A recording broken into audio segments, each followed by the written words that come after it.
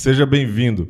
Que privilégio poder entrar mais uma vez na sua casa, trazendo conteúdos que produzam conhecimento para a sua vida, para a nossa vida, para nós enquanto igreja, enquanto servos de Cristo, mas que principalmente nos levem a pensar em algo que realmente é importante.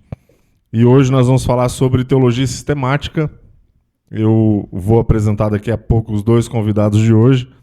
Antes eu vou ler o texto, que será o nosso ponto de partida. Como sempre, é a palavra. 2 Coríntios 5,17. Assim que, se alguém está em Cristo, nova criatura é, as coisas velhas já passaram, eis que tudo se fez novo.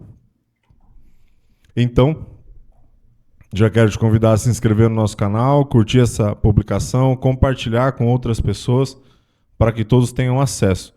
Esse é mais um episódio gravado numa parceria com o Seminário Batista Sul Mato Grossense, onde nós estamos trazendo conteúdos teológicos que nós estudamos lá, para que vocês também tenham acesso e saibam onde procurar. Eu vou apresentar o pastor Marcos Batista, mais uma vez está conosco. Pastor Marcos Batista é teólogo, filósofo, pós-graduado em filosofia, é mestrando em ciência da educação, pastor auxiliar da Segunda Igreja Batista em Campo Grande, professor do seminário. Ele leciona teologia sistemática, homilética, hermenêutica e é coordenador pedagógico do seminário. Pastor, as suas considerações iniciais para esse processo, e eu vou apresentar o pastor Robson em sequência.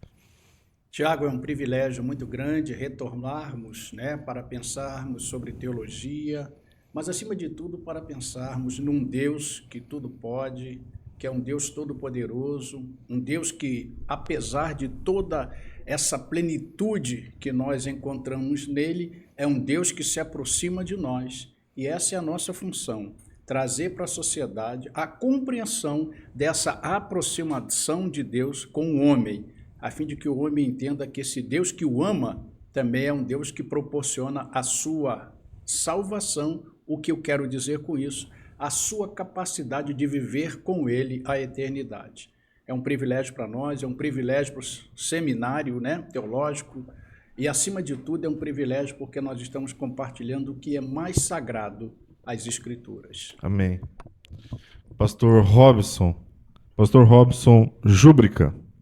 Acertei, né? Acertou. É teólogo, é licenciado em História, psicanalista, pós-graduado em Aconselhamento e Psicologia Pastoral, pós-graduado em História e em Psicanálise também.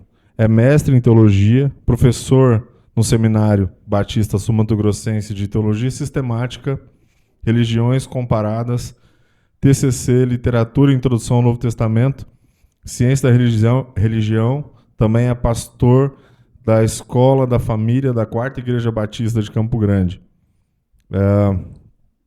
Diretor do Instituto STEM Júbrica, que é um Instituto de Formação de Conselheiros de Aconselhamento de Jovens e Adolescentes e Aconselhamento Conjugal.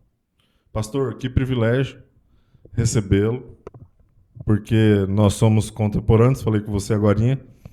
Então, seja bem-vindo, as suas considerações para a gente discorrer depois o nosso tema, né? Tiago, é um prazer estar aqui contigo, juntamente com o pastor Marcos Batista. Falarmos sobre esse tema se torna relevante, até por causa desse Deus que pode fazer tudo novo em nossas vidas, né? Então, quando a gente para refletir um pouquinho sobre esse processo, como isso se dá, como é que a nossa reflexão teológica e bíblica pode ajudar o ser humano a compreender esse chamado de Deus para a vida, né? O que Deus, de fato, quer fazer em nós e nos proporcionar através da cruz de Cristo. Amém. Você está vendo, né? Conteúdo extremamente importante. E partindo desse texto, pastores, e aí eu não sei como vocês vão discorrer, eu estou aqui só para aprender com vocês. Qual que é o conceito de teologia sistemática? Como é que a gente pode conceituar isso?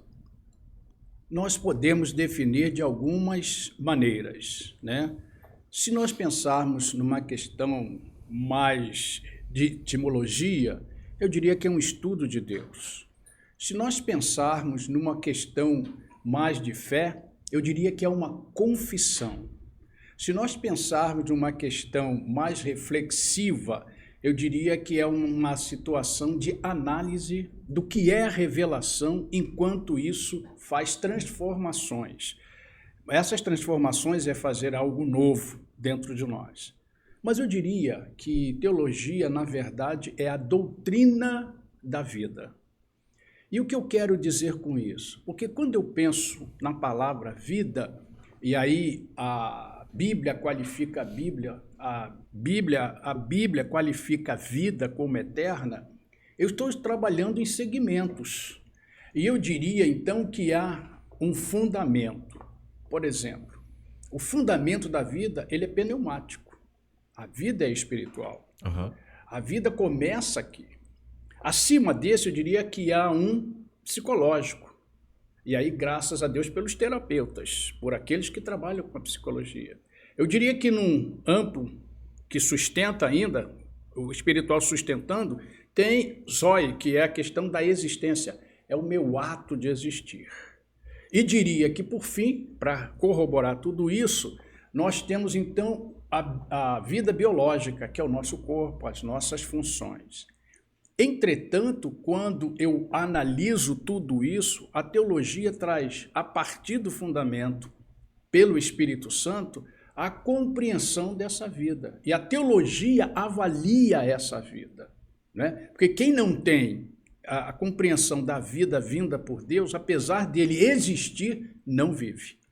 Tem uma frase que diz o seguinte, de Alan Sachs: a morte é mais universal do que a vida, porque todo mundo morre, mas nem todo mundo vive.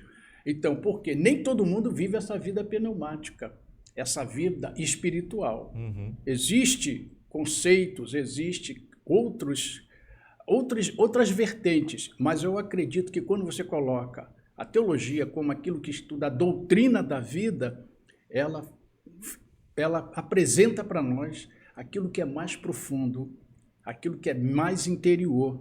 E aí eu acredito que Paulo traz para nós um sentido muito grande quando ele diz que nós precisamos de metanoia, transformação, que não é uma recalchutagem, é fazer novo. Deus diz, e aí isso vem pelas Escrituras, que nós somos nova criação. Então eu acredito que a teologia trabalha essa vida, proporciona para nós essa vida, a fim de que eu, enquanto avaliando essa vida espiritual, penso nela, faço uma análise crítica, criteriosa, a fim de que eu desfrute o máximo de vida vinda das mãos do Senhor. Eu creio que isso é uma teologia. Uhum. Essa análise, né? Esse conceito de análise que é bastante interessante, nos auxiliando. Pastor Robson, e aí um dos aspectos da teologia é a teologia sistemática. É possível conceituar isso? A nível de poder, assim, dar um encaixe, né, em que a teologia sistemática vai colaborar, um pouco é daquilo que ela propõe. É como se, de certa maneira, fosse sistematizar os pensamentos, sistematizar alguns conceitos que se tem a respeito. Quando você olha a teologia prática, ela vai ter uma maneira de olhar, investigar e responder a determinados fenômenos. Uhum. E até mesmo algumas perspectivas bíblicas de que maneira que vai estar respondendo a isso. Na questão da teologia sistemática, vai usar de algumas fontes, né? Aí nós podemos pegar de forma bem criteriosa a própria questão bíblica e a fonte histórica, que ela vai beber muito, mas ela vai usar de muito conteúdo de outras ciências também para poder compreender. Como né? se corroborando. Corroborando. Não há como assim a teologia ela falar de algumas... Por exemplo, a gente pega um texto lá do Antigo Testamento e se a gente lê ele de forma literal, apenas do que está escrito ali, a aplicação parece ficar muito distante. Uhum. Quando você olha lá a questão de guerra, você vê a questão de matança. Se você lê esse texto de forma muito seca, do jeito que está ali, você não tem uma compreensão. Mas quando a gente entende todo o mecanismo que há por trás daquilo de pensamento, o que há de questão histórica, o que há de questão social, né? quantos aspectos críticos que a gente vê ali no próprio texto de Malaquias, que tem tudo a ver com hoje. A gente lê esse texto e fala, é para nós hoje. Mas por que a gente consegue entender que é para nós hoje? Pela própria compreensão do texto, pelo significado e a aplicação que dá. E aí nisso a teologia sistemática nos ajuda a meio que esboçar esse conteúdo, a sistematizá-lo e não deixar a coisa muito solta, no sentido assim, é apenas isso que quer dizer, não, às vezes numa interpretação de uma outra perspectiva, pode me mostrar algo que até então eu não tinha enxergado. E se tratando da Bíblia, Tiago, é interessante sim, porque a palavra de Deus ela se renova a cada dia. Por isso que a teologia ela é tão importante. Sim. Porque se a gente tira a teologia, há momentos que nós vamos querer fazer algumas interpretações que não há base teológica para fazê-las. A partir de onde que eu posso dizer que tem uma base teológica? A partir da teologia sistemática. A partir daquilo que a própria teologia diz sobre algumas ferramentas que poderão ser utilizadas para a interpretação. Eu acho interessante quando a própria Bíblia diz, né, e Pedro vai falar a respeito disso, que nenhum texto bíblico é de particular interpretação. Sim. Para que a gente sempre possa compreender, assim, não pode ser no meu achismo. Né? A Bíblia nos orienta, a própria palavra de Deus, que o obreiro tem que manejar bem a Bíblia. Então a teologia sistemática nos ajuda a esse manejo de uma forma ética, de uma forma coerente, né? E ela acaba sendo essa base para que a gente possa interpretar melhor esses textos. Ajuda na contextualização.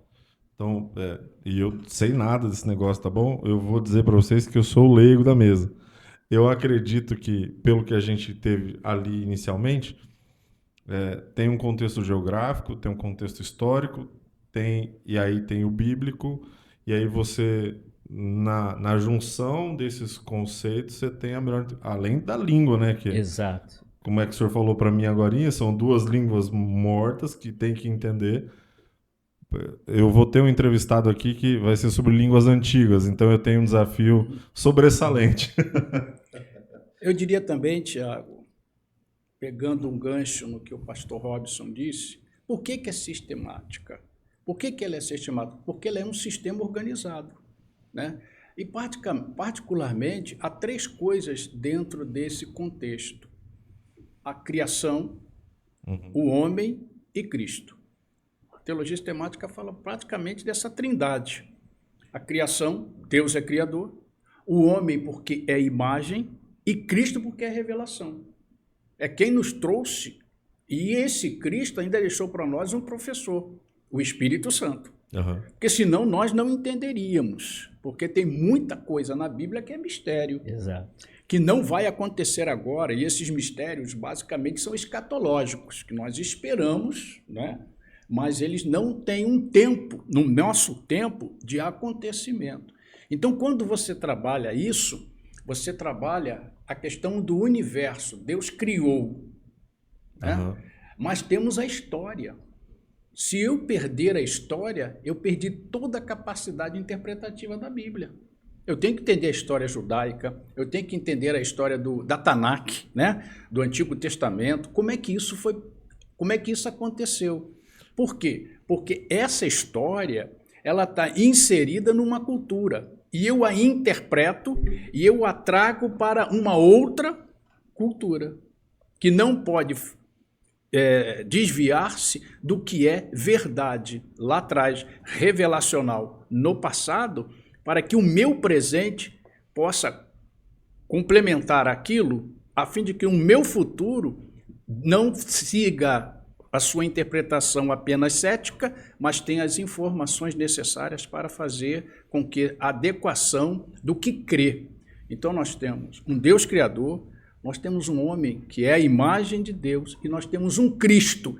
E que a salvação, por exemplo, quando a gente sistematiza a soteriologia, a salvação vem de Cristo Jesus, homem. Homem, porque nós estamos falando para homens. Então, essa é uma coisa estupenda. Quando eu penso na teologia como uma doutrina da vida, por que é uma doutrina da vida? Porque essa é a essência de Deus. Também, não é só essa, mas se Deus ama, ama porque vive.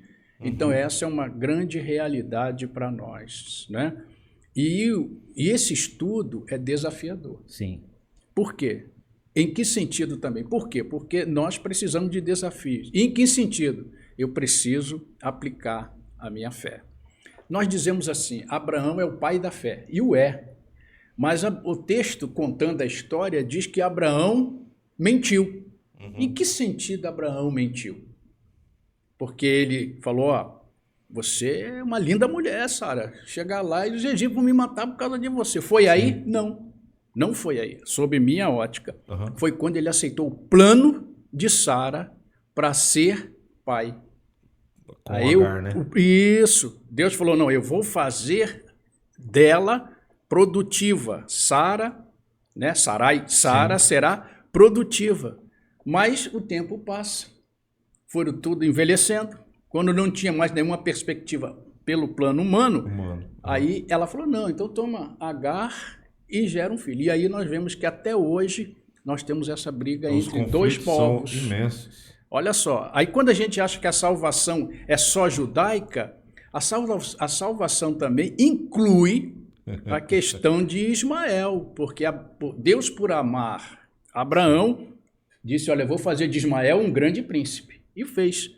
Tanto que Lemuel e Agur, para alguns que vieram de Massá, Massá era filho de Ismael. Então, temos provérbios ali dentro. Então, isso para mim é que é fundamental. Eu estou pegando uma cultura que tem um sentido, estou interpretando a partir da revelação do Cristo, de Deus, para dizer aqui o que é que tem significado. E aí, eu e o Robson, a gente bota a mão na cabeça e fala, ai de nós. E é interessante, Tiago, assim, quando a gente olha para a teologia sistemática, né? Enquanto cristão, nós utilizamos da teologia cristã. E aonde que entra a teologia sistemática? Dentro desses 3 pontos que o pastor Marcos colocou, toda a interpretação bíblica, ela é cristológica. Sim. Toda. Nós estamos olhando lá Gênesis. Sim. Sempre numa perspectiva desse Cristo, né? Esse Cristo que virá, esse Redentor que vem, né? Ali em Gênesis 3, quando há a promessa, né, desse resgate sobre as nossas vidas. Porque se eu olho o Antigo Testamento sem essa perspectiva cristológica, a minha interpretação fica totalmente equivocada. Aí eu começo a colocar mérito humano, cumprimento de lei, como se de certa maneira, se eu cumprisse alguns ritos, sejam de origem religiosa ou de origem social, eu alcançaria essa redenção. Mas não, né? Desde o início fica claro que isso é através de Cristo. Então por isso que a teologia também, ela nos ajuda nisso, ela nos resgata. Como é que eu interpreto, como é que eu leio? Às vezes as pessoas perguntam, né? Por onde que a gente deve começar uma leitura bíblica? Começa ali pelo Novo Testamento, né? Leia os 4 ali evangelhos, entenda toda essa questão cristológica, aí você pode ir ler todo o Antigo Testamento, aí você continua depois. Para o nosso contexto, ler o Novo Testamento te embasa para ler o Velho, o Antigo. Exatamente, porque se a gente não faz essa associação, a interpretação ela fica equivocada. Porque tem contextos históricos que vão nos levar a ter certos pensamentos, mas sem compreender aquilo que Cristo é e aquilo que Cristo faz, aí fica difícil. Aí fica algo muito social apenas, fica apenas um aspecto de cumprimento de ordem, de lei, aí fica sem contexto. Sem Cristo, você não entende o livro de Levítico, por exemplo. Né? Exato. Para que Levíticos? Para que números? Para que tanta genealogia? Aí você começa a ler Mateus. Isso. Como é que Mateus começa? Sim. Genealogia. Qualificando Jesus. Exato. Nós estávamos falando aqui um pouquinho antes e estávamos falando sobre essa questão da identidade, né? E aí quando a gente chega, qual é a identidade? Aonde que eu consigo entender esse aspecto humano de Cristo também? Mateus faz questão de dizer qual é a genealogia de Jesus.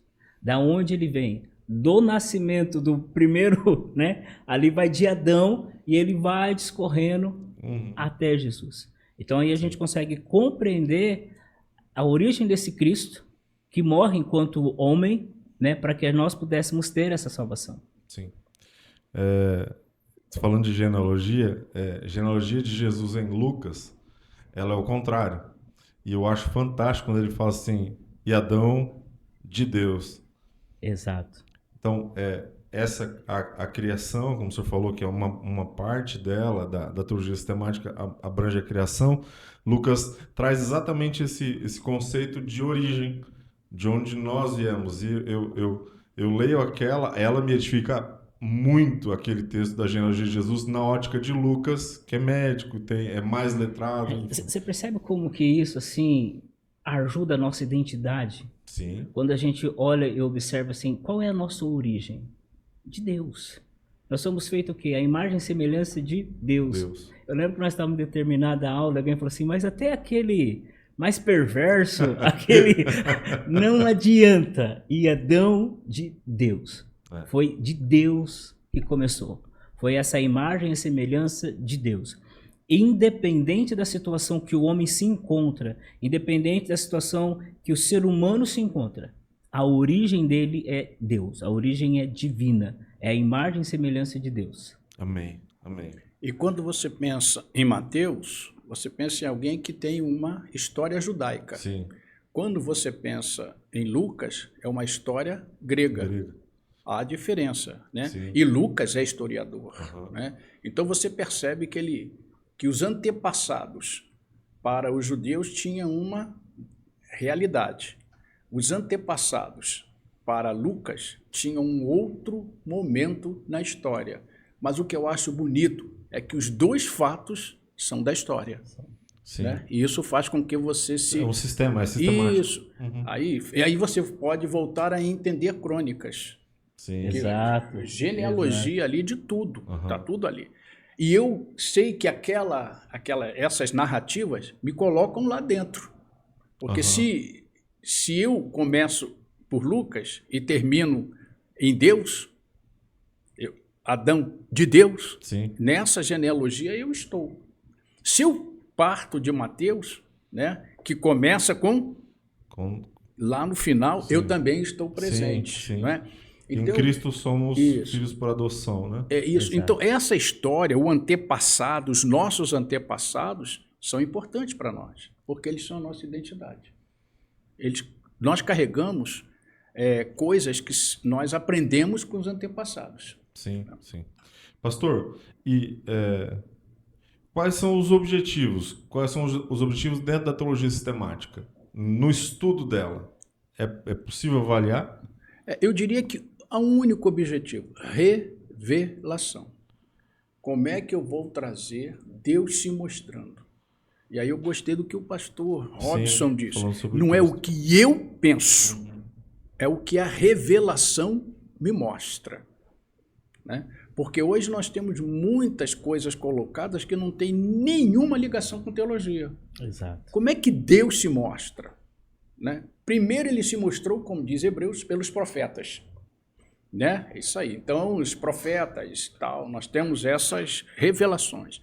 Mas o texto, e Hebreus está apoiado na história de Levítico, né? De Levi, na história de Levítico, ele mostra que nesses últimos tempos a revelação veio por Cristo. E qual é a mudança, pastor?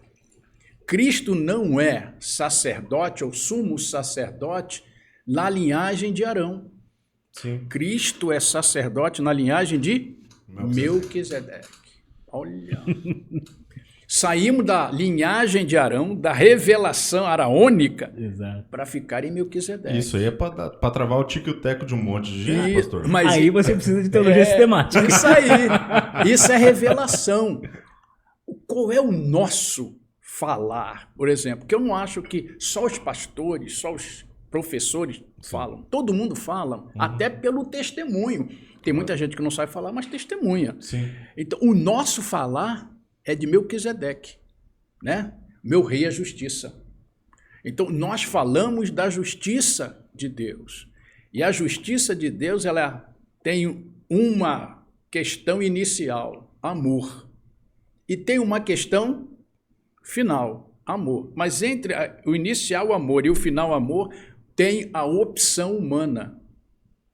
Então, ou eu, na justiça de Deus, no amor, ou eu serei absolvido, porque criei no Cristo, por isso que a revelação e a teologia é cristocêntrica, ou então eu vou ser no amor, é aí que é difícil, mas é assim que o texto diz para mim, no amor também, se eu não aceitei a Cristo na linhagem de Melquisedeque, eu estou perdido.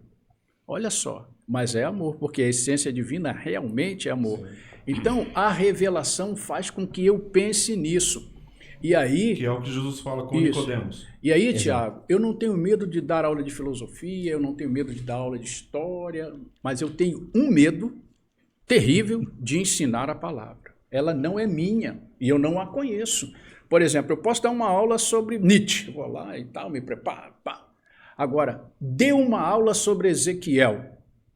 Quando ele fala, olha, eu tive visões lá perto do rio, e vi assim, os 4 seres viventes, a roda que subia, a roda que descia. Tenta trazer isso. Mas nós não temos que pensar nisso. Então, se eu não tiver a ação do Espírito Santo nisso, e aí mostrar que todo esse linguajar que o profeta está trazendo para nós, ela precisa de uma própria revelação que Deus nos dá.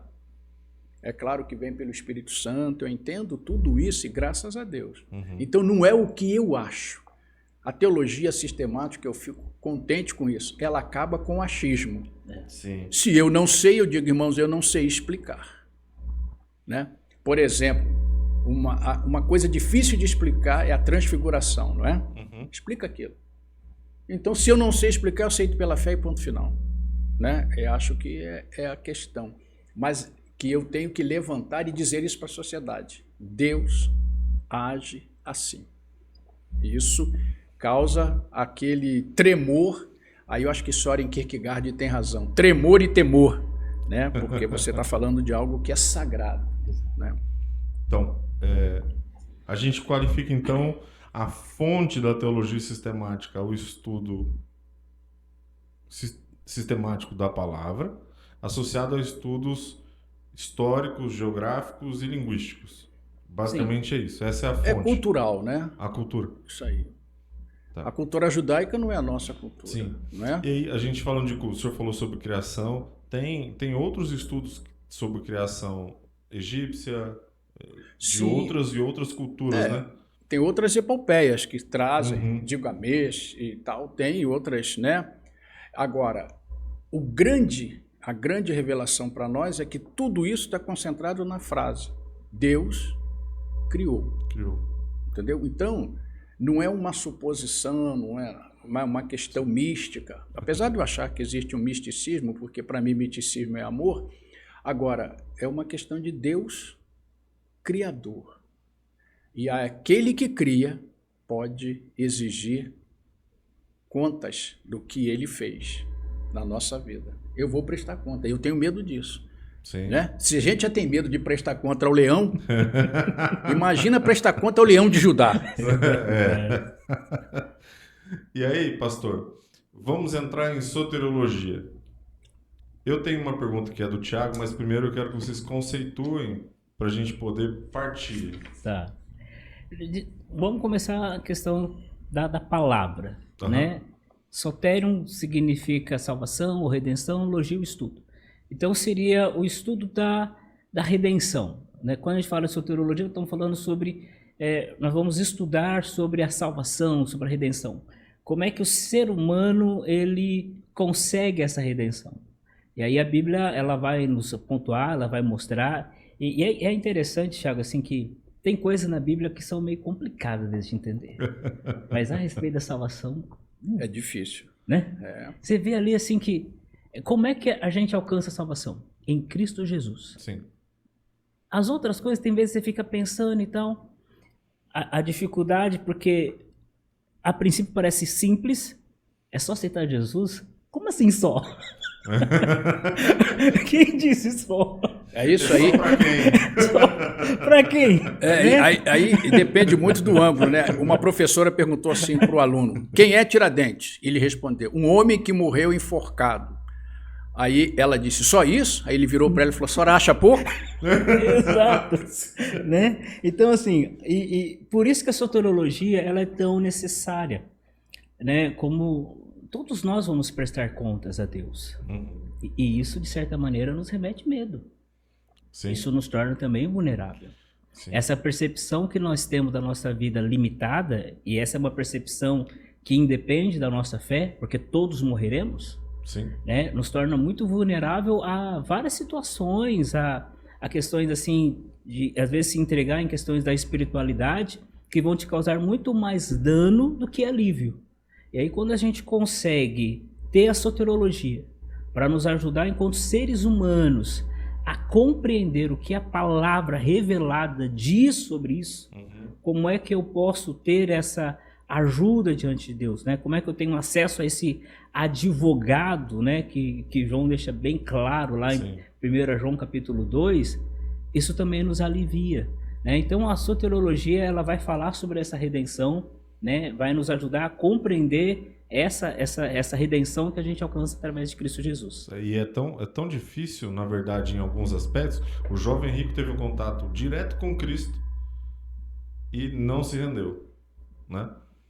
Nicodemos ouviu da boca de Cristo, propriamente dito, quem crê não será condenado, quem não crê está condenado. Lá em Mateus 7, Jesus fala assim, que vai chegar diante de Deus e não vos conheço. Acho que é Mateus 7. Agora Sim. é vocês que vão me corrigir aqui. E para mim é um dos textos mais tristes da palavra. Você imagina viver, o senhor você é pastor, vive uma vida de dedicação ao evangelho, e prega, e ora, gente é curada, tem um endemoniado na igreja, põe a mão, expulsa, faz e acontece dentro, aqui, aos nossos olhos, né? E aí chega diante de Jesus e fala, não vos conheço. E eu acho isso terrível e trágico. Por isso que você fala por isso que eu concordo com você sobre o medo da redenção, de não alcançar, né? Mas todo aquele que crê, esse é o fundamento da ação. Sim. Eu preciso crer. Eu creio em alguma coisa. Eu preciso crer que não creio. Ainda não crendo, eu tenho que crer. E crer. Você tem que crer. Né? E duas negativas dão uma positiva. Então, se o cara diz que não crê e tem uma negativa que opera nisso, ele tem uma positiva. Conversar ele com crê. Um filósofo é maravilhoso. Ele crê na negação e nega aquilo que crê porque crê. Tá crendo. Isso aí. Então, é mais ou menos por isso. Isso por que fala sobre o ateu, né? Aí quando alguém... o ateu, né? Quem é o ateu? Aqui a gente diz assim, aquele que não acredita em Deus. Então nós também somos ateus, porque eu não acredito no Deus do outro, né? Eu acredito no Deus único, ponto final, né? Então também sou ateu. O grande problema é que eu não sou ateísta. Aí é um problema filosófico, eu não vou entrar nisso aqui. Mas o ateu, tudo bem. Mas quando a gente pensa na questão da soteriologia, o que isso quer dizer como revelação? Eu acho que o pastor disse bem, né? O favor divino. Eu sou a imagem, eu sou semelhança, eu sei mensurar as coisas, eu tenho capacidade de Deus para entender a revelação, então eu tenho capacidade para dizer aquilo que é necessário para que eu seja salvo. Vamos trazer isso para um diálogo. Nicodemos era um mestre, né? E José de Arimateia e Nicodemos foram os dois que tiraram o corpo de Jesus da cruz. Sim. Nicodemos procurou Jesus de noite, porque se a sociedade soubesse, né?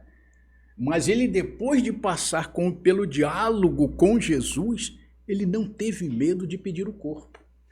Olha só que crescimento. Olha só, e foi a Nicodemos que Jesus disse assim, você precisa nascer de novo. Não é o seu judaísmo, não é a sua lei. Eu não vim mudar a lei, eu vim apenas interpretá-la. Então, você vê que quando você entende essa questão de salvação, ela é um convite a crer no favor divino. Eu me lembro quando eu me converti. Nunca podia imaginar que ia acontecer, né? Mas o que aconteceu? Eu estava na rua José Higino, na Tijuca, no Rio de Janeiro, um senhor que eu não tenho como identificar o rosto, mas tinha um cabelo branco, muito branco, chegou para mim, eu estava sentado, e a rua é uma descida, né, onde ficava o seminário, falou assim, jovem, você precisa de Jesus. Eu fiquei com aquilo na minha cabeça, aí comecei a pensar naquilo. Desde os 7 anos eu fui criado dentro de uma igreja, da Igreja Batista. Minha mãe aceitou a Cristo quando o papai servia em Angra dos Reis, papai era militar. E aí nós fomos criados, mas naquele momento eu sentia, eu preciso ser uma nova criatura.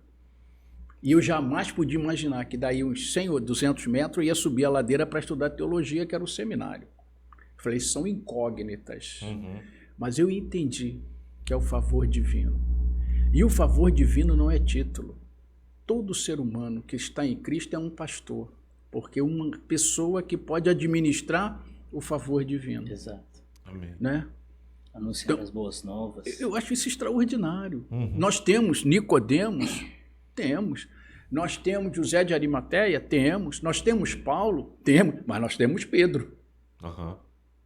E aí eu fico pensando, enquanto os rabis judaicos escolhiam os seus discípulos pela sua posição social, Cristo escolheu os seus discípulos de maneira completamente diferente. Por quê? Porque Jesus queria que os seus discípulos fossem práticos. Práticos.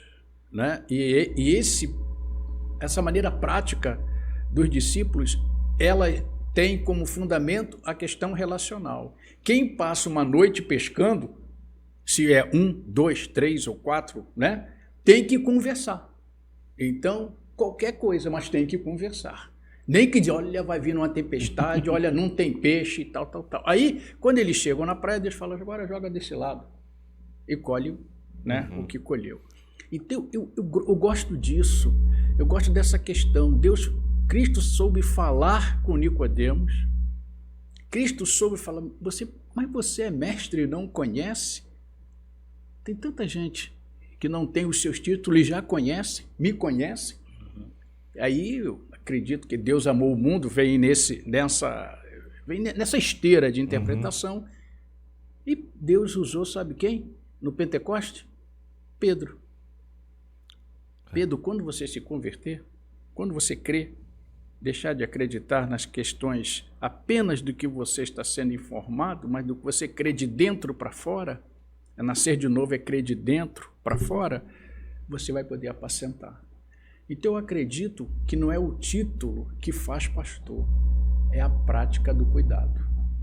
É quem chora, é quem sabe colocar azeite na ferida. Por isso que eu acho que às vezes o pequeno grupo funciona. Né? Às vezes não, pequeno grupo funciona. Que é um grupo de cuidado. 12, 15, um número pequeno. Sim. Não é? E você vê isso com Cristo. Né? Então eu creio que quando você pensa nesse favor, Tiago, só nós estarmos aqui falando de Deus, eu fico emocionado, do favor de Deus, eu era para estar perdido. Eu estava condenado. Eu tinha uma vida terrível. E hoje eu posso dizer que Deus me deu o privilégio de passar 40 e tantos anos da minha vida ensinando a palavra. Eu tenho que agradecer esse Deus. Ele confiou a mim, um perdido, um cara que estava fora de tudo. Não como eu não sou o único, muitos, mas eu e o Robson, nós temos o privilégio de ensinar a palavra. Sim. Mas também eu e o Robson, eu e o pastor Robson, é isso aí. Eu fico pensando no dia que eu tiver que prestar conta. Porque nós não vamos prestar conta? Sim. Isso. E onde é que começa a prestação de conta? Pelos domésticos da fé. Sim. Então isso faz com que a gente tenha um temor e um respeito. Não é medo, é um respeito. Sim. E isso faz com que a gente diga assim, olha, falar do favor divino é extraordinário. Eu conheço pessoas que não sabem falar direito. Nós entrou para dentro, nós subiu para riba, mas quando abre a boca para falar de Deus, parece que Cristo se encostou ali e você vê isso. Então isso para mim é soteriologia, é você falar, olha, eu estou dizendo para você, alimente-se disso, porque isso vai fazer vai fazer você saltar para a vida eterna. Eu acho isso extraordinário. Também acredito que a escolha dos 12 passa por um testemunho simples. Como a maioria deles pescador, eram de profissões simples, né? Então, quando eles testemunham de algo que é muito maior do que intelectualmente fala sobre eles, o impacto testemunhal disso vai se espalhando. Eu, Thiago, fico imaginando, imagina Lázaro lá, ressuscitado, tal, tá em casa, uma fila de gente na casa dele. Ô, você é o cara que Jesus trouxe lá, como que é tá morto? Não sei, tava morto. Jesus me chamou, ouvi a voz dele e saí. Imagina assim, aquela cidade inteira impactada por alguém simples do convívio, que teve uma experiência absurda, tremenda, única com Cristo. Então, o fator testemunhal de propagação, o testemunho real que propaga. Os 12, acredito, penso nessa ótica. E quando você... E aí, gente, passando aqui só para avisar que se você quiser contribuir com o nosso ministério, o QR Code é esse aqui. De antemão, já oro pela sua vida e Deus abençoe grandemente você. Passando para 3 avisos. Se inscreva no nosso canal, curta, comenta, compartilha. Vamos fazer desse lugar aqui um lugar de edificação de vidas, então vamos mandar o vídeo para todo mundo, para que todos recebam o que a gente está recebendo. E não se esqueça de ler a descrição do vídeo, porque tem muita informação importante, seja de contato com o convidado, seja de contato conosco. Deus abençoe, bora pro vídeo. Não, pode. E quando você percebe que Pedro e João tiveram que prestar conta, o que eles disseram? Importa-nos falar de Deus. Uhum. Importa. Do jeito que vier, do jeito que eles expunham, eles estavam dizendo de Deus, falando de Deus. Então, eu creio que essa é um privilégio, mas também é uma coisa assim que enche o nosso coração de regozijo. Uhum. Isso é teologia. Isso faz com que você diga ao outro assim, olha, Deus pode cuidar de você. Eu, quando fico pensando, né, nesses elementos da graça, da salvação, da redenção, me vem muito forte aquele momento em que Jesus está descendo ali da transfiguração, aquela experiência linda e maravilhosa e tudo mais, e os discípulos tentando ajudar ali um garoto que estava possesso e nada, e aí o pai chega e fala, eu estou aqui, até agora nada acontece, os discípulos não conseguiram resolver, e aí Jesus fala, tudo é possível que crê. E a resposta daquele pai me impressiona. Ele diz, me ajuda na minha falta de fé. Mas a resposta de Cristo é ainda mais absurda. Porque ele não dá uma resposta àquele homem dizendo assim, então você vai voltar, você pega, né, desenvolve esse elemento, porque daí volta naquilo que o pastor Marcos estava falando, né? Crer ou não crer, já estou crendo. Porque só o fato de irmos até Cristo, mesmo se for com receio, com dúvida, mas quando eu me dirijo a Ele, a minha fé está em ação. E aí esse Cristo olha para aquele menino que está naquele processo ali de possessão, e ele diz, repreende aquele demônio, e aí vem a parte que mais me encanta e me surpreende e me espanta. Ele fala, e nunca mais volte. Porque outros textos bíblicos vão dizer que nesse processo de você expulsar o demônio, se a casa ficasse vazia, volta a ele mais 7. Sim. A partir daquele momento, independente do que o menino fizesse, independente de qualquer ação, a ordem foi a dada. ordem era nunca mais voltar. Né? Então, quando eu olho assim para esse aspecto da graça, né? Quando a gente consegue aprofundar nessa questão bíblica, porque tem momento que a gente fica tão inseguro. Isso. Será que Deus vai me acolher? Amado, venha do jeito que está. Vem nas suas dores, vem com as suas angústias. Né? Eu tenho percebido que muitas vezes as nossas dores, as nossas angústias são apenas forma de nos aproximarmos de Cristo. É apenas forma de entender que de algum modo eu preciso buscar algo de sobrenatural. Que de alguma maneira eu preciso me achegar mais a Cristo. E há momentos que a gente fica com tanta dúvida, será que Deus vai fazer, não vai? Esse homem recebeu algo que ninguém mais recebeu. Nenhum outro teve um filho que teve dessa forma repreendido ali um demônio, e independente de qualquer escolha que esse garoto pudesse fazer, a situação dele não poderia ser pior nos outros casos em que voltaria. Então isso me convida a crer. Isso me convida a deixar Jesus me ajudar até na minha falta de fé. Né? Porque como é importante a ajuda de Cristo na nossa falta de fé. E aí ele faz esses milagres que a gente fica perplexo. E também eu creio, pastor Robson, que foi a mesma coisa que aquela mulher Cirofenícia viveu. Exato. Ela trouxe a filha enferma, endemoniada, e Deus disse o seguinte: pela tua fé. Olha como que a fé, ela tem esse né? Você vê ali um pai, essa mãe, no momento que tantas coisas acontecem em relação à família, e há momentos que a gente, é claro que somos responsáveis por nós, cada um vai comparecer diante de Cristo, né? O aspecto soterológico deixa bem claro isso, mas de certa forma, as minhas ações também podem abençoar. Isso. Eu posso, através dessa fé, produzir bênção quando eu vou a Cristo, né, em nome do meu lar, em nome, seja para o casamento, seja para os filhos, seja para os pais, mas esse Cristo que responde estendendo a mão. Sim. E a salvação, ela é sempre colocada para nós como uma coisa em definitivo. Se eu a tenho, eu a tenho. Então, o senhor não acredita que fulano perca a salvação? Não, se ele a tem, ele tem. Ele vive condizente. Não estou dizendo que ele está livre de problema, não estou dizendo Claro. que ele está livre do choro, não estou dizendo que a gente às vezes não tem que recomendar alguém a um terapeuta, olha, eu não sei. E outra coisa que eu acho que o pastor precisa fazer é aprender a encaminhar coisas para terapeutas, para as pessoas que podem auxiliar, porque, né, a ciência está aí como bênção divina, mas eu creio assim, aquele que creu, Jesus disse que ainda que morra, viverá. Creu. Né?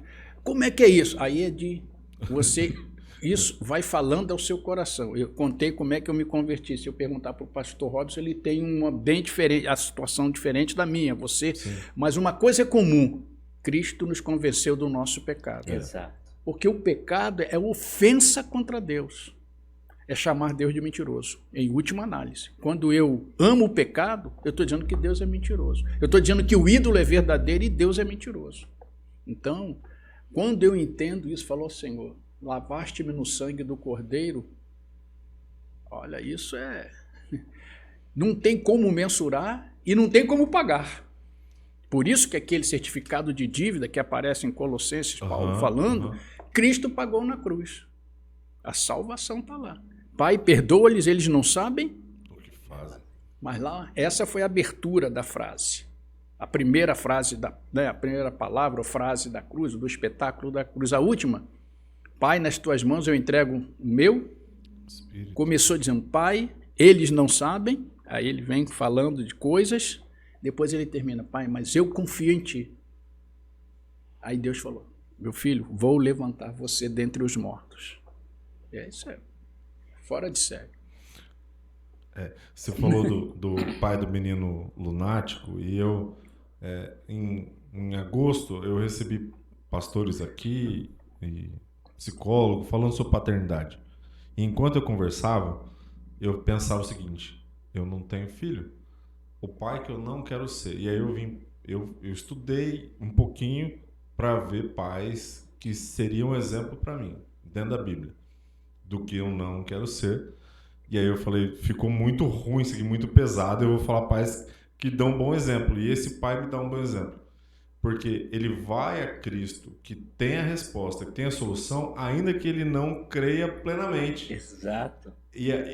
Embora toda a limitação dele, toda a dificuldade dele, mas ele ouviu que alguém poderia ajudar. Então, um pai que eu quero ser é esse pai que vai até onde tem resposta, que chega aos pés da cruz, onde chega a Cristo, que tem resposta.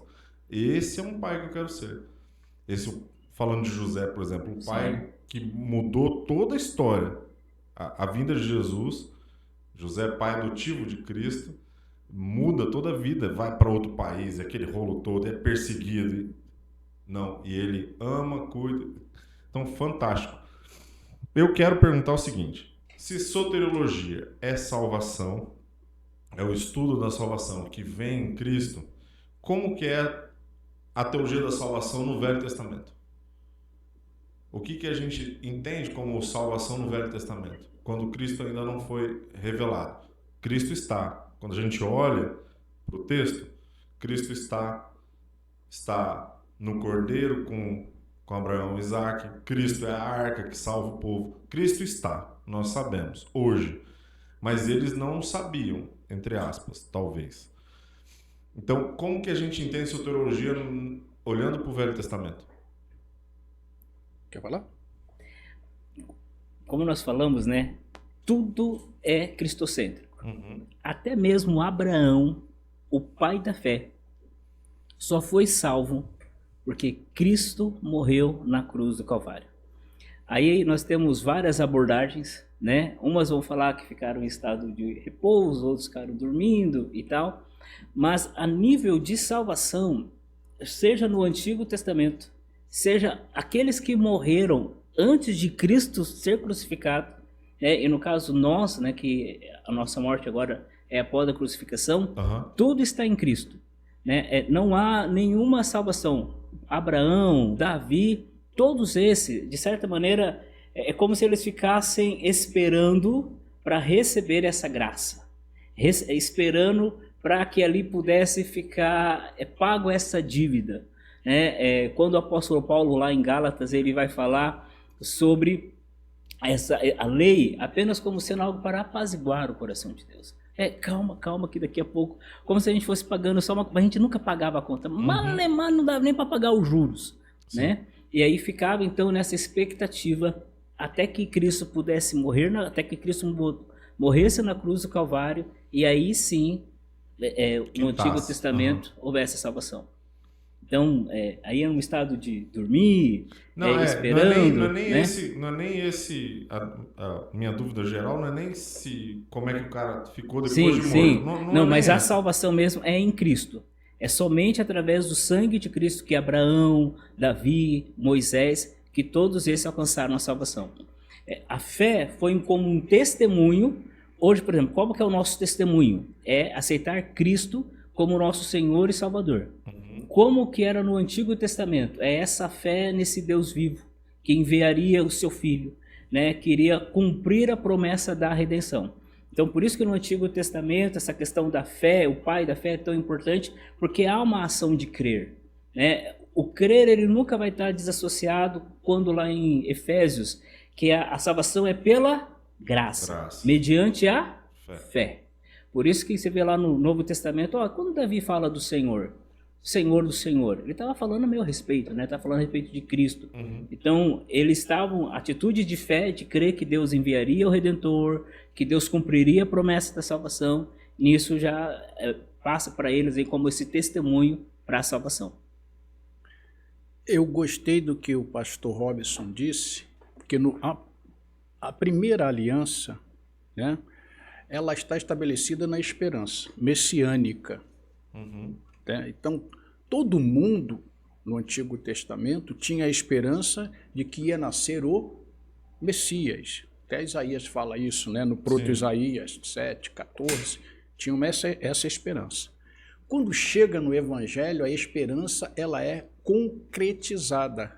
E aí, na Páscoa, Jesus cria a ceia dizendo, agora é a nova aliança, né? Um novo momento. No porque na primeira eram animais que morriam para que você fosse purificado.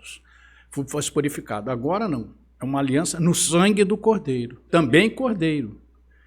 E aí é uma questão concreta, né? Então, olha só. Uma esperança do Messias. Messias nasce para justificar aquela esperança. E agora esse Messias abre uma nova esperança. Porque a nova aliança também tem uma nova esperança escatológica. Nós vamos para o reino de Deus.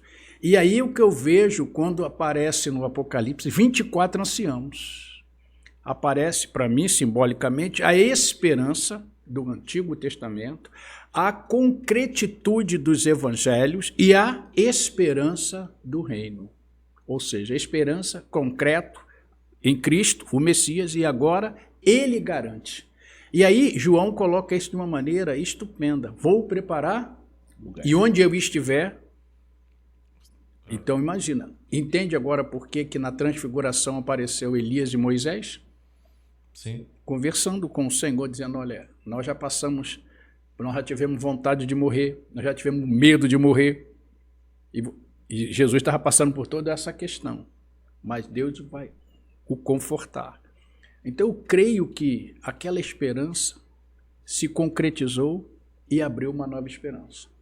Então crer agora, por isso que a Bíblia diz que eu creio pela fé de Abraão, porque eu estou também nessa esperança. Exato. Se Jesus vai chegar agora, eu não sei, não cabe a mim, né? Graças a Deus, mas eu sei que ele virá. E aí o Apocalipse termina dizendo isso, né? Ora vem, Maranata, ora vem, Senhor Jesus. Então eu creio que dentro do Antigo Testamento a salvação tinha uma perspectiva de esperança, que o Messias nasceria.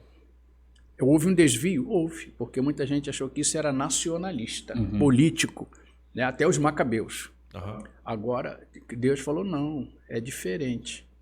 Eu agora estou fazendo com que as minhas imagens, que eu criei, sejam alcançadas pela esperança de viver comigo através da questão da salvação em Cristo. Não é isso? Ide por todo mundo. Por que ide por todo mundo? Porque há imagens do Senhor em todo mundo. Eu acho isso magnífico. E aí você tem salmos que são messiânicos. Que O 22, por exemplo, Eloi, Eloi, lama sabachthani, né, que é uma pergunta, na verdade. Olha só, Deus meu, por que me desamparaste? É claro que tudo isso é um contexto extraordinário, né? E aí a gente percebe assim, Tiago, o quanto que a fé, essa viva esperança, né, ela faz parte da nossa caminhada, né? Jesus fala, se porventura quando o Filho do Homem voltar, encontrará fé na terra. Uhum. Essa mesma, aí a gente consegue entender a profundidade quando Abraão é chamado de pai da fé, né? O apóstolo Paulo vai falar, olha, ele alcançou porque ele creu. Por isso que muitas vezes nós somos tentados a deixar de crer, a ter uma fé às vezes um pouco desfalcada ou meio rasa em alguns aspectos e não entender a profundidade do que significa essa caminhada com Cristo.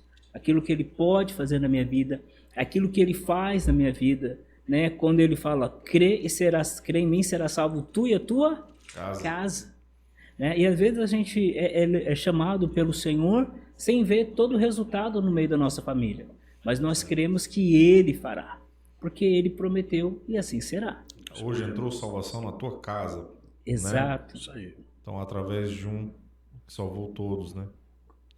E a felicidade é isso, né? Uhum. Imagina o carcereiro agora. O que ele está vivendo agora, né? Ele e a família, né?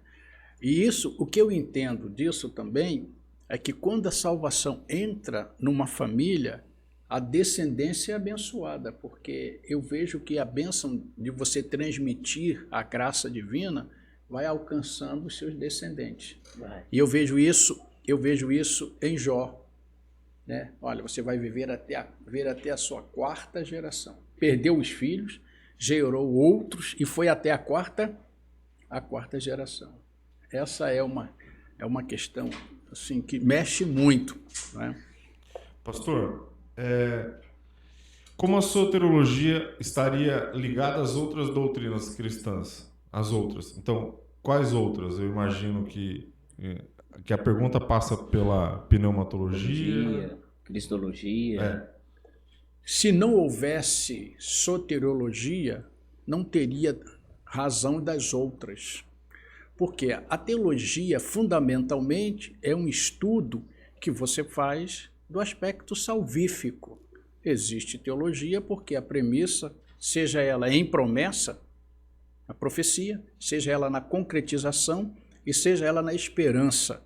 Então, a teologia existe porque a soteriologia existe. Então, as outras, né? Por exemplo, quando eu estudo pneumatologia, que é para falar sobre a questão do Espírito Santo, né? Hamartiologia, sobre o pecado, eu faço porque existe uma questão de salvação. E aí é que eu acho que é entra o favor divino, a graça divina. Por quê? Porque o Senhor não olha por aquilo que eu faço, somente pelo meu pecado. Mas o Senhor olha se no meu coração eu reconheço que sou pecador. Então eu estudo o pecado porque é isso. Né? Eu estudo o Espírito Santo que me convence. Então eu vejo que a soteriologia, ela abre a perspectiva. Mas dou graças a Deus porque ela não é a única paleta do leque. Exato. Ó, quando a gente vai para a pneuma, né? E a partir da pneuma compreender a soteriologia. Quem é que nos convence do pecado, do juízo e da justiça? O Espírito Santo.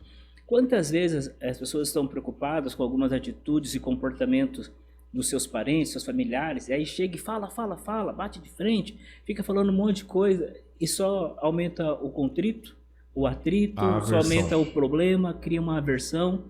O que a Bíblia me ensina nesse aspecto soterológico, através da pneumatologia?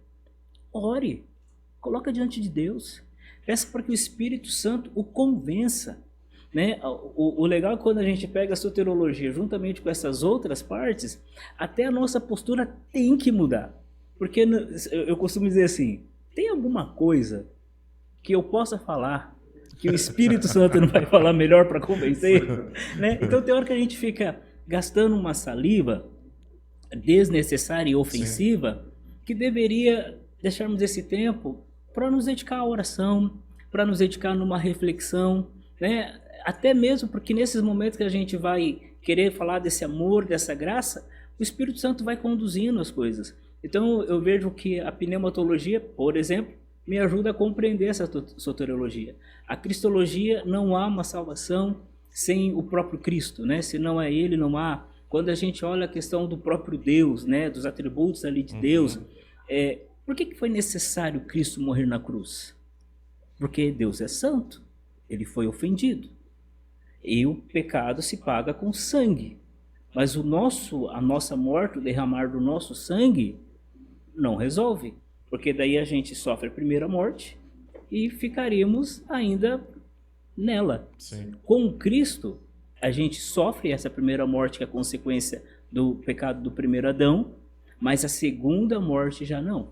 Aí com Deus teremos na eternidade, mas isso tudo, eu acho interessante como que o apóstolo Paulo ali em Gálatas vai trazendo alguns elementos que são necessários serem satisfeitos, né, dos requisitos que Deus estabelece, porque Deus ele é justo e ele estabeleceu que no pecado há derramamento de sangue, só que ele mesmo cumpre, né? A lei que eu, você, o pastor Marcos não conseguimos cumpri-la, Cristo cumpriu por nós. E é por isso que sempre quando vamos dialogando com essas outras etapas, né, esses outros campos da teologia sistemática, nós vamos compreendendo essa complexidade que há. Porque nada ali é solto, nada é vazio. E vai dialogando, isso é muito bom. São complementares. Complementares. Então, são complementares. É porque também tudo que nós entendemos na Bíblia vem pela palavra mediador. Cristo é o nosso mediador. Até para o processo missiológico. Eu só anuncio porque eu estou anunciando um Cristo mediador, aquele que está entre duas partes para fazer um acordo. Então, eu vejo que toda essa questão, quando eu estudo toda a estrutura, eu estou falando de um processo de mediação. Olha, ide, anunciai, pregai às nações. Por quê? Porque o Senhor Jesus já foi mediador e ele estabeleceu uma nova aliança. Então isso é de extraordinário para nós, por quê? Porque concretiza tudo aquilo que é a salvação. Ora, Cristo, e é o único mediador entre Deus e os homens, né? Então, e onde existe um homem, eu posso chegar com a mensagem do Evangelho, porque Cristo é o mediador. E aí, a gente falando sobre isso, eu estou pensando aqui nas 5 solas. E a gente falou sobre a graça, falou sobre o Espírito Santo, falou sobre só um.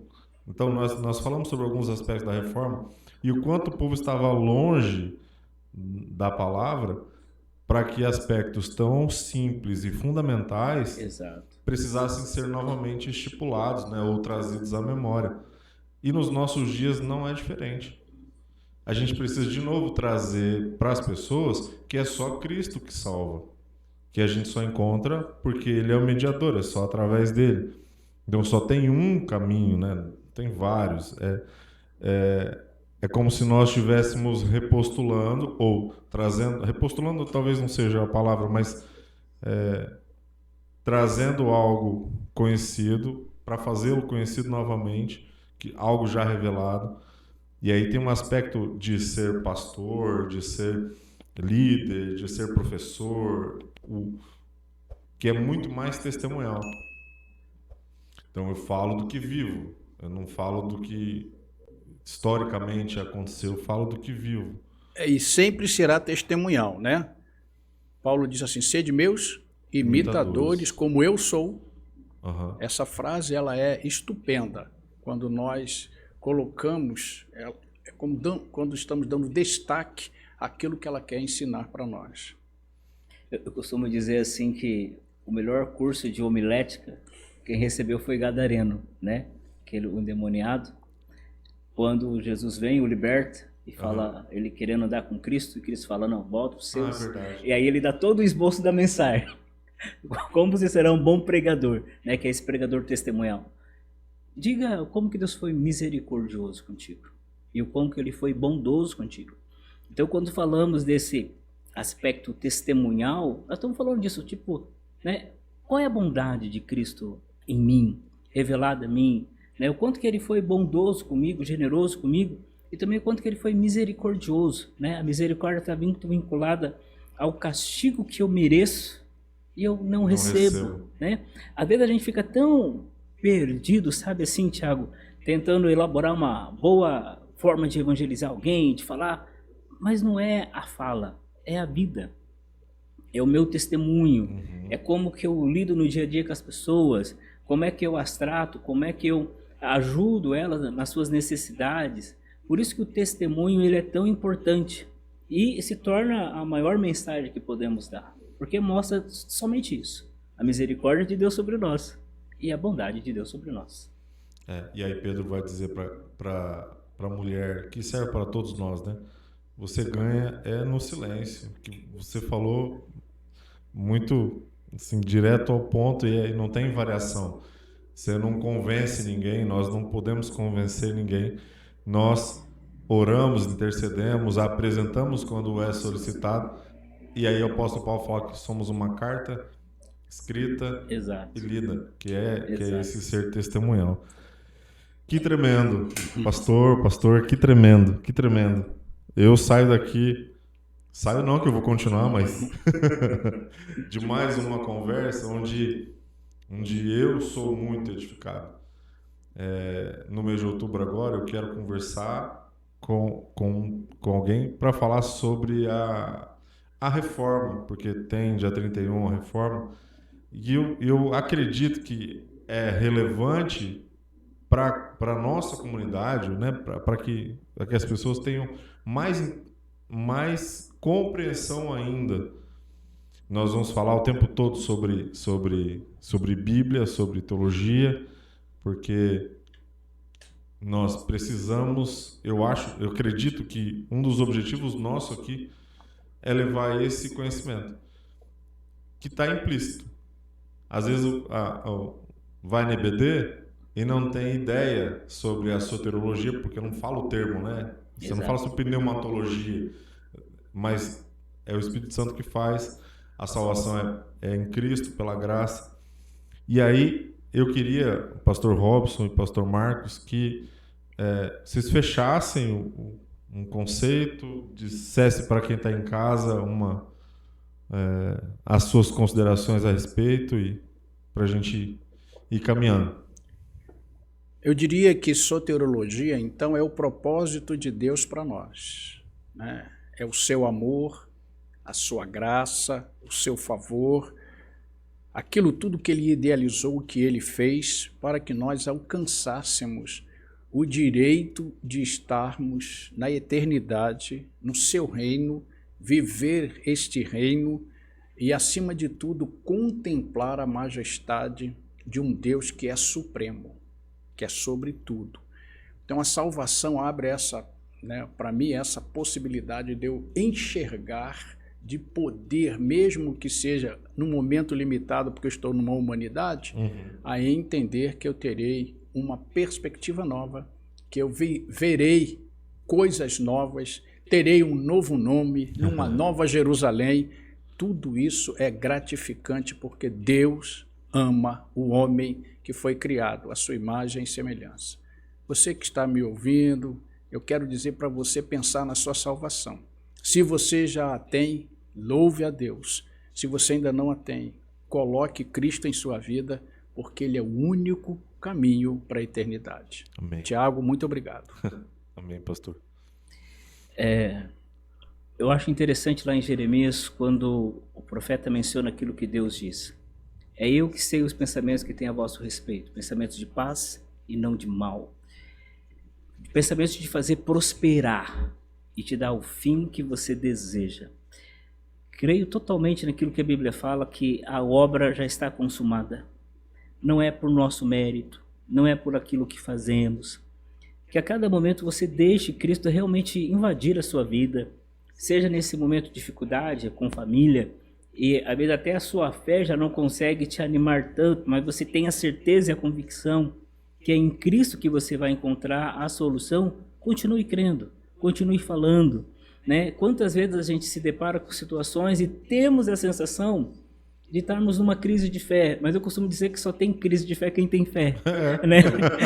Só tem crise de fé quem tem fé, né? Então, se você está achando que talvez Deus não vai te responder, parabéns, você tem fé. Amém. Continua. E Deus, Ele vai operar, Ele vai fazer, seja para um consolo, seja num milagre, né, que vai alegrar o seu coração. E é Ele, sabe? Não se permita ser enganado. Não se permita entrar em caminhos que não é do Senhor. Sabemos que momentos da nossa vida nos tornam vulneráveis, né, a situações e dores, mas creia no Senhor. Saiba isso que está escrito lá em Jeremias, né? Ele tem pensamentos de paz e Ele quer sim realizar aquilo que você tanto almeja nele, mas vai nele, deixe Ele conduzir, deixe Ele caminhar, né? Essa é a redenção dos nossos pecados, é a redenção às vezes de nós mesmos, que não nos permitimos viver o que Deus tem para nós. Quantas vezes ficamos lutando contra aquilo, né? A vontade de Deus, ela é boa, perfeita e agradável. E às vezes não nos permitimos viver isso. Agradeço o convite, Thiago, foi muito bom estar aqui, pastor Marcos Batista, dialogando, né? Esse tema é um tema assim que é sempre profundo. Sim. Porque cada momento que eu falo sobre soteriologia, eu penso em vulnerabilidade. Porque o ser humano, ele precisa e ele busca essa redenção. E quando isso é falado de uma forma tão coerente com a palavra, ajuda muitas pessoas a entenderem como caminhar nesse processo. Amém. Pastor Robson já está convidado para vir aqui num novo momento para falar sobre aconselhamentos e sobre vários outros assuntos. Pastor Marcos Batista trouxe 2 livros para mostrar para vocês, e aí eu vou pedir para ele, eu vou mostrar o livro Teologia Sistemática de Luiz Berkhoff. Isso. É isso. Esse livro aqui, ó. Pastor, esse livro é sobre... O que o senhor fala sobre esse livro para nós? Ele abre uma perspectiva inicial, né? Sobre a questão da análise do que é salvação para a reforma, do que é salvação para luteranos. Ele trabalha esse sentido e ele vai fazendo com que essa fundamentação seja inicial para a nossa reflexão. Então, eu creio que esses 2 livros, eles abrem as possibilidades. Depois, no seminário, você vai estudar outros teóricos. Sim. Por exemplo, eu gosto de Pannenberg, a teologia sistemática dele. Então, mas eu acredito que aí tem uma espacialidade, um espaço de análise muito bom com Berkhoff. Pastor, eu estou lendo aqui o índice. Isso aqui é o plano de fundo para uma vida inteira. Jesus amado. Ó, a existência de Deus, os atributos, os nomes, atributos incomunicáveis. Se você acha que Deus comunica tudo, você já tem um nó aqui na sua cabeça. A predestinação, criação. O que mais que nós temos aqui? A origem do homem, a origem do pecado, Isso aqui devia ser estudado na escola bíblica dominical. É um bom livro, não deixa de ser uma perspectiva para isso. Muito interessante. Né? O outro, Esboço de Teologia Sistemática, de A.B. Langston. Esse é bem simples, esse é bem fácil de entendimento e eu creio que também tem a possibilidade de você, através dele, ter um início do que é uma teologia, do que é uma soteriologia, os aspectos teológicos sistemáticos. É um livro que por muito tempo foi usado para o exame dentro da questão da ordem. Eu creio que hoje a ordem deve sair para uma outra realidade, né? Os seminaristas deve estudavam. ser mais amplo. Uhum. Eu estudei esse livro no seminário, né? Não fiquei só nele, mas estudei. Eu acho que também tem, assim, para quem está iniciando, alguns conceitos muito bons sobre salvação, sobre santificação, sobre glorificação. Eu acho que isso vale a pena como início, né? Porque depois tem que se aprofundar e aí tem que descer a outras realidades. Esse livro é de 1986. Eu vou ser franco com o senhor. Nós tivemos teologia sistemática, teve a teoria das fontes. E confesso que foi um... Como assim? Né? Não vou falar aqui, porque primeiro que eu não sei discursar sobre plenamente, mas foi sabe, a cabeça daquela explodida, assim, só da teoria das fontes, que esse livro também aborda. Olha, fantástico. Eu louvo a Deus pela sua vida, eu agradeço o compartilhamento, o ensinamento. Eu já usei coisas que eu conversei com o senhor aqui nas nossas outras conversas. Eu estive falando com a Yolanda sobre aquilo que o senhor falou comigo, sobre eu sou no outro. Assim, né, isso é um aspecto, né, de que o meu rosto está no outro. Tanto filosoficamente com Emmanuel Levinas, como também no Cristo. Por exemplo, eu sou a transparência de Cristo. Então, o meu rosto está, o rosto de Cristo está em mim, porque o meu rosto também está em Cristo. Isso é de uma profundidade tão grande, e eu e a esposa conversamos um pouco sobre isso.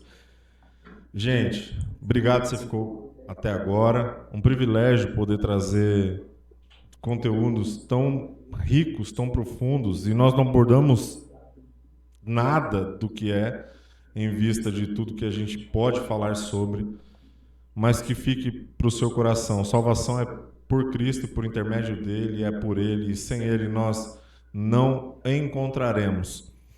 Que esse texto fique no seu coração, aquele que, 2 Coríntios 5,17, se alguém está em Cristo, nova criatura é. Esteja em Cristo, seja novo, todos os dias, busque ao Senhor enquanto você pode achar. Deus te abençoe. Até o próximo.